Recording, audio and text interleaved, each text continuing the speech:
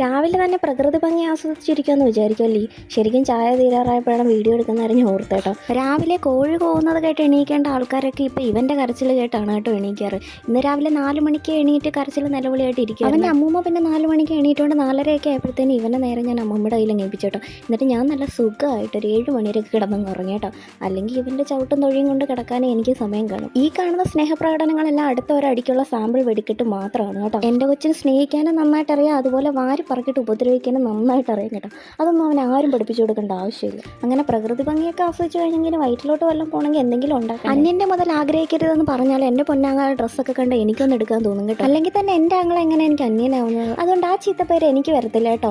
ഈ വീഡിയോ കാണുമ്പോഴായിരിക്കും ഈ ടീഷർട്ട് എവിടെ കണ്ടിട്ടുണ്ടല്ലോ എന്നാവും ഇപ്പോൾ ആലോചിക്കുന്നത്. അപ്പോൾ ബൈ ദ വേ നമുക്ക് കാര്യത്തിലോട്ട് കിടക്കാം. അപ്പോൾ ഇന്ന് രാവിലത്തേക്ക് ഞാൻ മൈദാമാവും ആട്ടമാവും കൊണ്ടുള്ള ദോശയാണ് ഉണ്ടാക്കുന്നത് കേട്ടോ. ഈസി ആൻഡ് സിമ്പിൾ റെസിപ്പി അല്ലേ. ഇതിനകത്തോട്ട് കുറച്ച് ഉപ്പിട്ട് കൊടുക്കുക, കുറച്ച് വെള്ളം ഒഴിക്കുക, കട്ടയില്ല നന്നായിട്ടൊന്ന് കലക്കി എടുക്കുക.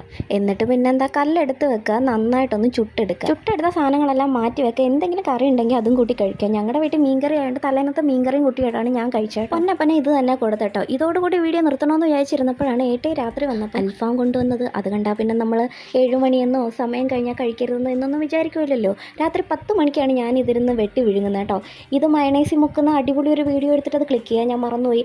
വീഡിയോ എഡിറ്റ് ചെയ്തുകൊണ്ടിരുന്നപ്പോൾ അത് കിട്ടിയില്ലല്ലോ എന്നുള്ള കാര്യം ഞാൻ മനസ്സിലാക്കിയത്. അപ്പോൾ ഇന്നൊക്കെ അത്രയേ ഉള്ളൂ. ലൈക്ക് ചെയ്ത് ഷെയർ ചെയ്ത് സബ്സ്ക്രൈബ് ചെയ്തേക്കണേ. Tata bye, see U.